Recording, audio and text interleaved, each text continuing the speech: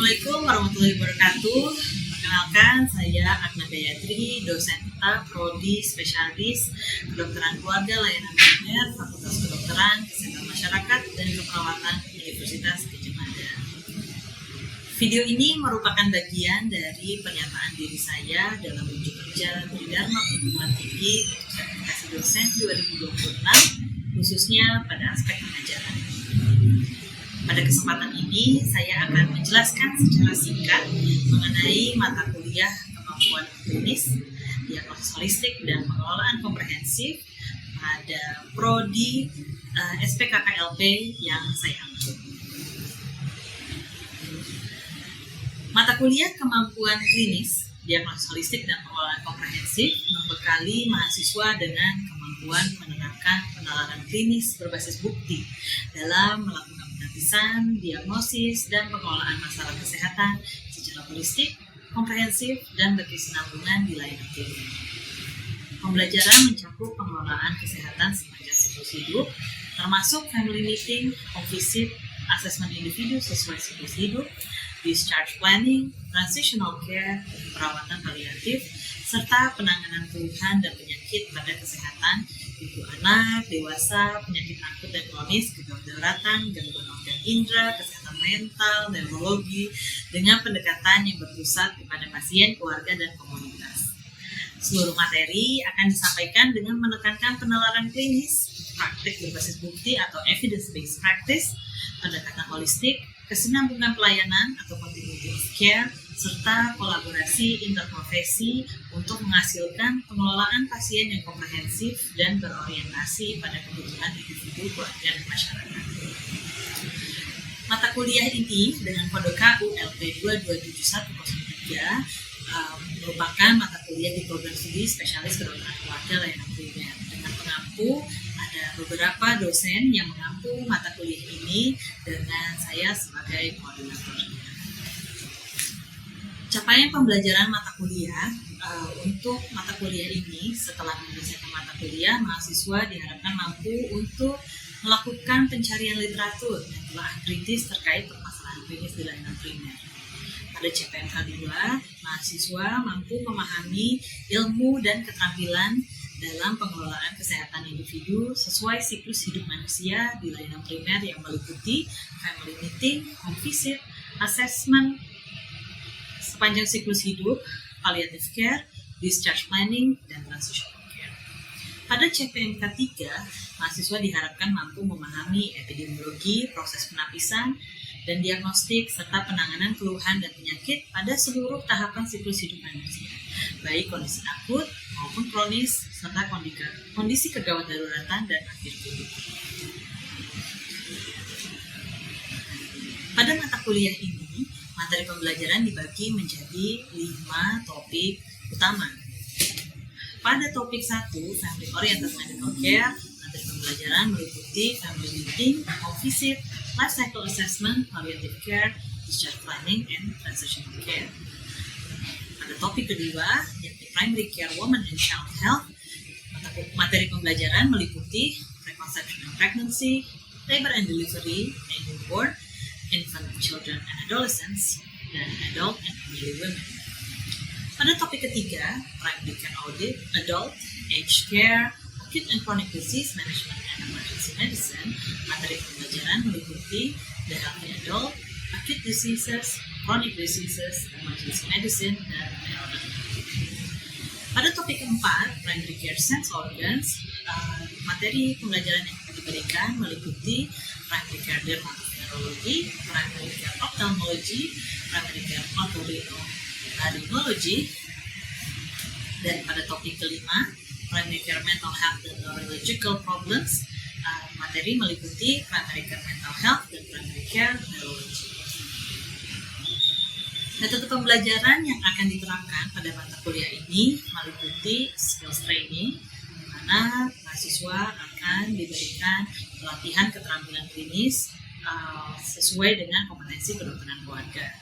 Akan ada interactive lecture, kuliah yang interaktif, student-led lecture di sini, di mana kuliah dipimpin oleh mahasiswa itu sendiri. Jadi mahasiswa yang kemudian akan memberikan kuliah sesuai materi dan dosen di situ bersifat atau berperan sebagai supervisor yang kemudian akan memberikan pemantik diskusi dan mengoreksi penalaran dari mahasiswa. Kemudian ada critical appraisal, yakni telah kritis jurnal.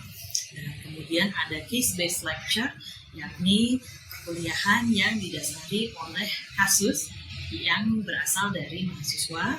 Kemudian ada independent learning yang akan dilakukan oleh mahasiswa seperti bicara literatur atau penugasan membaca literatur yang diberikan oleh dosen. Metode penilaian di mata kuliah ini akan mengikuti penilaian secara subjektif maupun objektif. Secara subjektif, setiap mahasiswa akan diminta melakukan refleksi terhadap materi perkuliahan yang sudah dijalani. Kemudian secara objektif terbagi menjadi 4 penilaian, yakni OSCE atau Objective Structured Clinical Examination yang akan menguji keterampilan mahasiswa. Kemudian ada Individual Case-Based Essay sebanyak 40%. Kemudian ada penugasan home visit dan analisis rekam medis holistik komprehensif sebanyak 20%. Dan analisis life cycle assessment sebanyak 20%. Sumber pelajaran, kami ada 4 sumber utama dengan sumber lain yang mendukung. Selanjutnya, Anda akan menyaksikan cuplikan sesi kuliah saya mengenai chronic diseases. Assalamualaikum warahmatullahi wabarakatuh. Selamat siang, berjumpa lagi kita di perkuliahan sekarang ini di mata kuliah Diagnosis Holistik dan Pengelolaan Komprehensif. Nanti kita di topik kali ini kita akan fokus membahas tentang chronic disease. Nanti kita sambil diskusi gitu ya, mohon untuk ketika ada pertanyaan langsung saja, kita tidak perlu di akhir gitu ya bertanyanya. Dalam masa perkuliahan apabila ada yang tidak jelas mohon langsung bertanya aja gitu ya. Oke, di sini mungkin kalau teman-teman ketika ngomongin chronic disease pas saat S1 gitu ya, atau kemudian praktek di layanan primer, selama ini sebagai dokter umum itu memikirkannya penyakit-penyakit kronis, diabetes, hipertensi, asma, CHF, PPOK gitu ya. Nah ini kita akan merubah mindset nih ketika kita menjadi seorang dokter keluarga gitu. Dimana kita nggak hanya melihat penyakit kronis itu sebagai satu penyakit individual, maksudnya satu single disease gitu ya. Tetapi hal yang lumrah terjadi sekarang adalah multimorbiditas, di mana di dalam satu orang itu dia ada beberapa penyakit kronis. Nah, makanya nanti kita banyak fokusnya ke multimorbiditas dan pendekatan penanganan penyakit kronis ini di layanan primer. Pada perkuliahan kali ini, setelah perkuliahan ini diharapkan nanti teman-teman mampu mendefinisikan multimorbiditas, menjelaskan kepentingannya dalam pelayanan penyakit kronis di layanan primer, kemudian memahami dampak dari multimorbiditas itu sendiri terhadap kehidupan pasien dan keberhasilan pengelolaannya, memahami dan menyusun penilaian holistik pada pasien dengan multimorbiditas, kemudian memahami implementasi strategi pengelolaan komprehensif pada pasien dengan multimorbiditas. Oke. Kita mulai dengan satu kasus dulu yang mungkin sangat familiar ya untuk teman-teman yang sudah terbiasa berpraktek di layanan primer. Ada seorang laki-laki, Bapak Murtadi, usia 65 tahun yang hidup dengan diabetes, hipertensi, dan asma. Ini tiga penyakit ini yang terdiagnosis oleh dokternya. Gitu. Pasien ini merupakan pemuka agama, seorang ustadz gitu, yang seringkali diundang dalam berbagai acara untuk mengisi ceramah. Kalau ada tahlilan menjadi ustadznya yang memimpin, begitu. Nah, ini teman-teman sendiri sudah pernah menjumpai belum pasien-pasien dengan penyakit kronis itu 2 atau lebih? Sudah banyak ya, sering ya, gitu. Seberapa sering menemukan ini?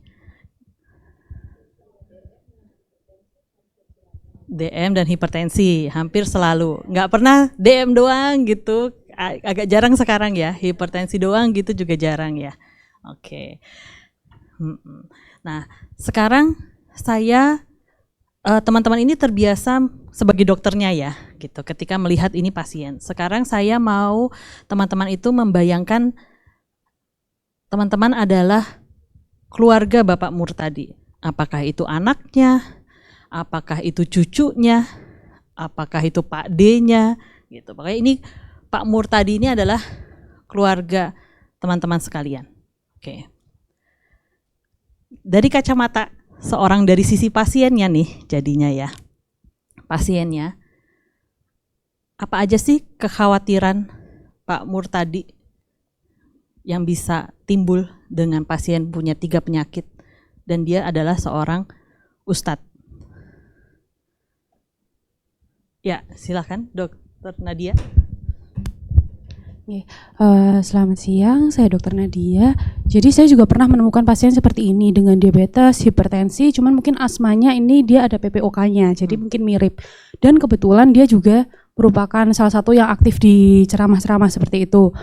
Nah, dia ini mengkhawatirkan, itu salah satunya adalah aktivitasnya rata-rata malam hari. Jadi dia sering begadang seperti itu, kemudian lingkungannya itu banyak asap rokoknya meskipun dia sudah berhenti merokok.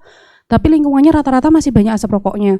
Kemudian untuk makanan gitu, biasanya kalau misalnya di ceramah-ceramah gitu, minuman dan makanannya itu selalu manis-manis. Jadi beliau tuh juga agak kesulitan untuk mengkontrol makanannya juga. Jadi itu menjadi kendala juga. Dan karena beliau merasa agama itu penting, jadi dia juga tidak mungkin meninggalkan itu. Jadi itu problemnya di pasien. Seperti itu dokter. Ya, ada lagi? Mungkin? Yang lain silahkan kalau ada. Ini bapaknya nih, bapak saya tuh punya penyakit ini gitu. Apa yang mau saya, apa concernnya tuh apa sih gitu. Ketika saya menjadi keluarga pasien ini, concernnya apa? Tadi kalau Dokter Nadia bilang nggak bisa dihilangkan saya menjadi ustadz untuk datang ke pengajian. Walaupun di dalam pengajian itu akan disuguhkan banyak makanan manis-manis, berpengaruh ke diabetesnya, akan banyak yang ngerokok, berpengaruh ke asmanya, dia tetap harus melakukan itu. Ada lagi? Oke. Selamat siang dokter, saya Dokter Dwi dari Angkatan 2025. Yang menjadi concern saya, ini pasien multimorbid, diabetes, hipertensi, dan asma. Sebagai keluarga pasien mungkin memikirkan polifarmasi dok. Jadi untuk obat-obatan pada ketiga penyakit ini memang cukup banyak dan biasanya ada satu reaksi obat ya, terutama obat hipertensi sama obat asma itu biasanya saling kontraindikasi gitu. Ya, oke. Satu dari masalah obat. Polifarmasi atau multifarmasi ya, kemudian dengan lifestyle-nya Bapak ini gitu, yang kemudian akan berpengaruh ke bagaimana kita mengelola penyakitnya nih gitu. Oke. Nah, oke. Berawal dari situ gitu ya, kita mulai berpikir tentang multimorbiditas gitu ya. Tadi untuk saat ini jarang sekali pasien itu datang penyakit kronis, datang itu hanya dengan satu penyakit gitu. Hipertensi aja. Nah, ini menjadi kemudian jadi new normal nih di layanan primer tuh. Kita jadi ketika seseorang bilang diabetes, oh kita harus explore ada penyakit lain nggak nih yang menyertai gitu. Kalau secara definisi multimorbiditas kan keberadaan 2 atau lebih penyakit kronis dalam satu individu ya. Nah, kalau misalkan epidemiologi dunia gitu ya, 1 dari 3 pasien dengan penyakit kronis itu umumnya memiliki tadi multimorbiditas. Enggak hanya 2, tapi lebih dari 2. Gitu. Indonesia sendiri, penelitian ini tahun 2021 ya, itu sebesar prevalensinya adalah 18,6%, memiliki lebih dari 2 penyakit kronis di usia lebih dari 40 tahun. Dan penentu epidemiologisnya tentu adalah usia. Jadi semakin tua gitu ya, semakin bertambah usia, semakin banyak kemungkinan dia memiliki multimorbiditas gitu. Jenis kelamin, ini ada beberapa penelitian yang bilang kalau di perempuan itu lebih banyak terjadi multimorbiditas daripada laki-laki. Apalagi dikaitkan dengan usia. Ada yang tahu kenapa? Ya, pengaruh dari estrogen, jadi postmenopausal perempuan lebih rentan terhadap penyakit kardiovaskuler gitu ya. Kemudian ada kesulitan ekonomi dan penghasilan nih yang mempengaruhi seseorang punya multimorbiditas. Nah, ini evidence-nya agak bertolak belakang nih antara negara maju dan negara berkembang. Kalau di negara maju gitu ya, semakin ekonominya semakin rendah, itu multimorbiditasnya semakin banyak. Terutama misalkan penyakit kronis dengan ada mental health gitu. Berkaitan dengan mental health dan beberapa penyakit lainnya yang lifestyle buruk. Tetapi ada di negara berkembang, beberapa penelitian di negara berkembang justru malah yang menengah ke atas didapatkan multimorbiditasnya itu lebih banyak. Ada yang kira-kira bisa tebak karena apa enggak? Gimana? Pola makan, oke. Nah, punya uang untuk banyak makan, enak gitu ya, itu bisa. Dan satu lagi adalah akses ke layanan kesehatan. Jadi karena mereka ini yang mampu untuk ke rumah sakit, akhirnya terdiagnosis lah dia multimorbiditas. Sedangkan yang ekonominya ke bawah, dia nggak ke rumah sakit, dia nggak mampu gitu, jadi nggak terdeteksi.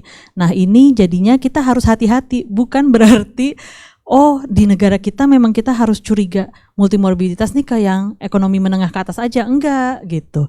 Tapi kita harus melihat masyarakat kita yang tadi akses ke layanan kesehatan mereka itu terbatas.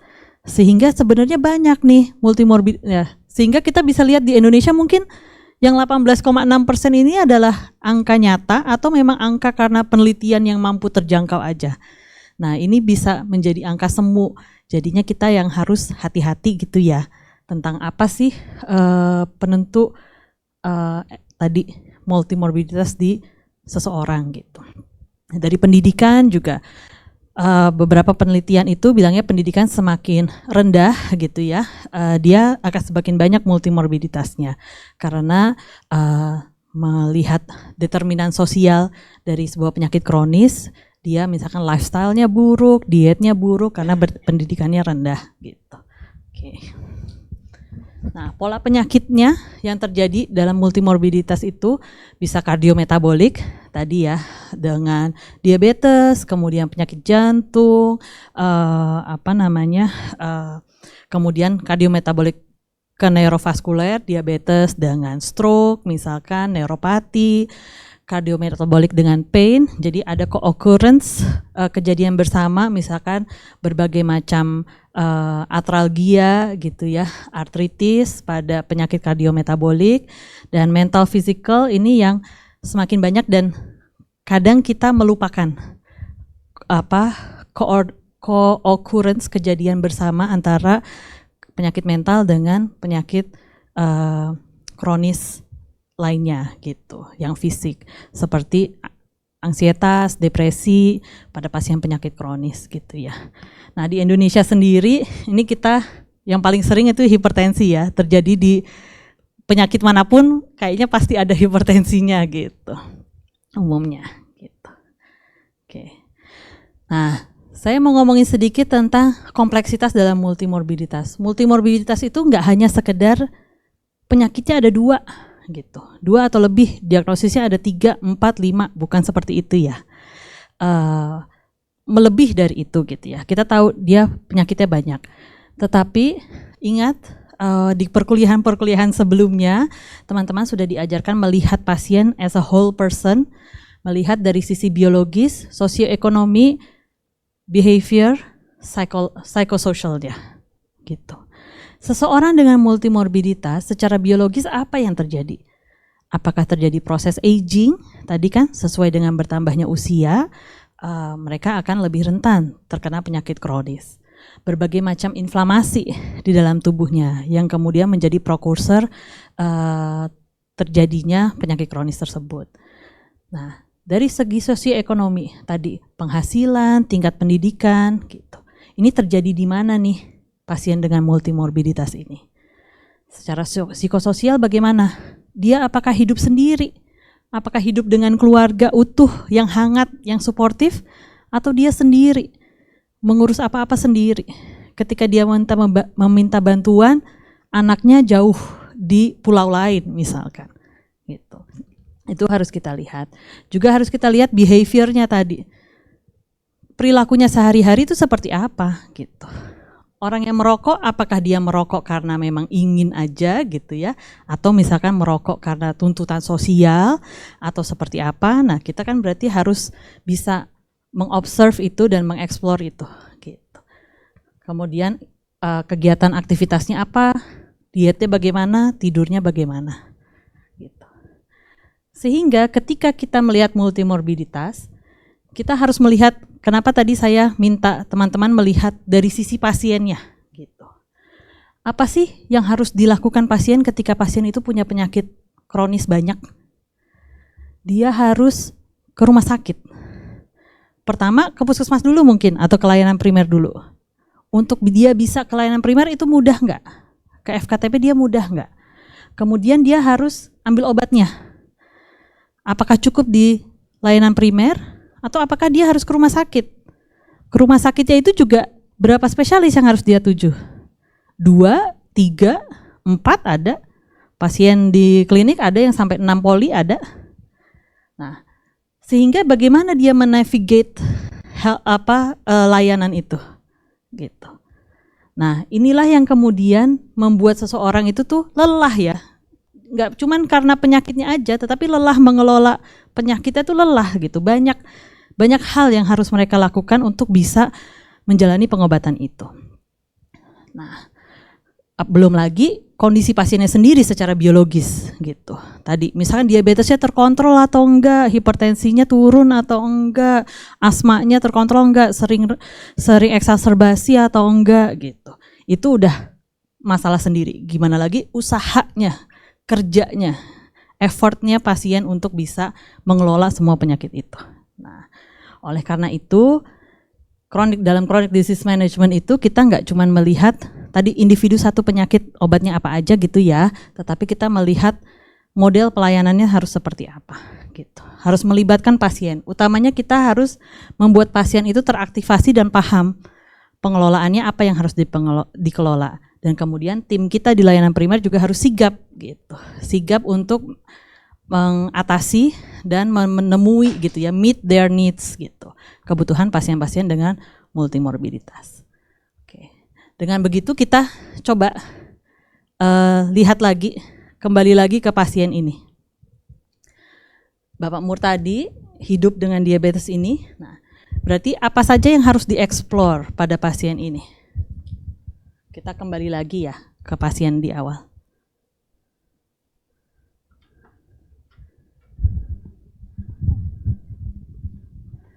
Izin dokter, mungkin yang bisa dieksplor pertama kali dari pandangan Pak Murtadinya sendiri itu apa sih kayak preferensinya terkait diabetes, hipertensi, asma itu seperti apa, sejauh mana dia pemahamannya itu penting juga.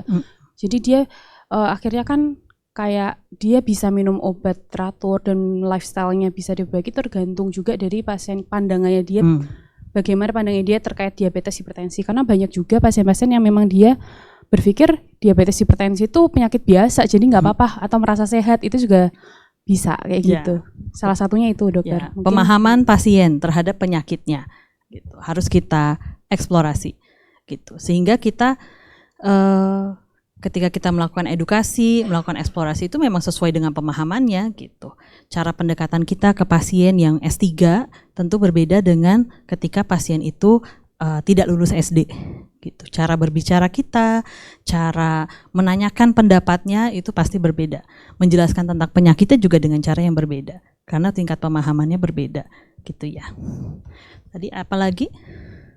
Ketika kita membuat plan, apa yang harus kita perhatikan untuk Pak Murtadi ini? Dr. Dwi?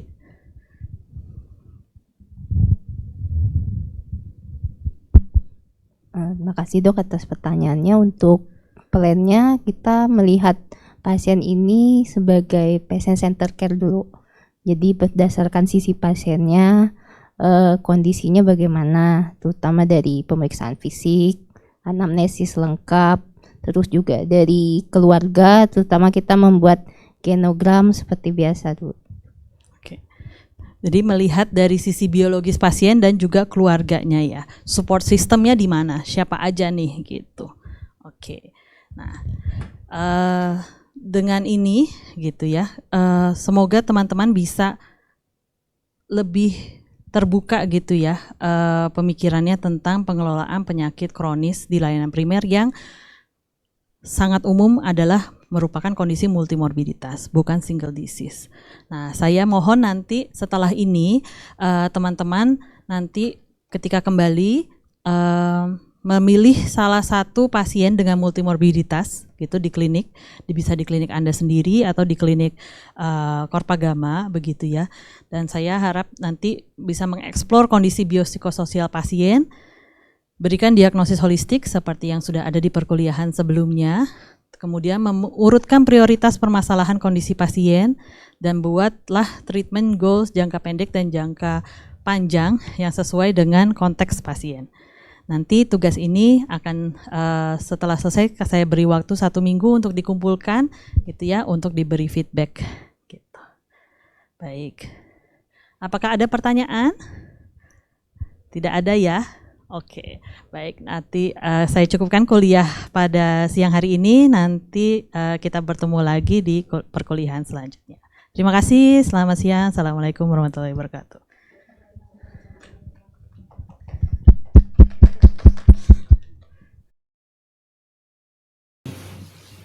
Baru saja Anda menyaksikan cuplikan dari kuliah saya dengan topik chronic disease pada mata kuliah ini. Dalam kuliah tersebut, saya sudah dapat menunjukkan interaksi saya dengan mahasiswa, pemaparan yang saya lakukan, serta penugasan yang saya berikan kepada mahasiswa di akhir perkuliahan. Semoga cuplikan tersebut dapat memberikan gambaran mengenai pendekatan perkuliahan yang saya terapkan di kelas. Demikian, semoga bermanfaat untuk mengembangkan kualitas pendidikan tinggi, khususnya untuk ilmuwan kedokteran keluarga dan komunitas di Indonesia. Terima kasih. Wassalamualaikum warahmatullahi wabarakatuh.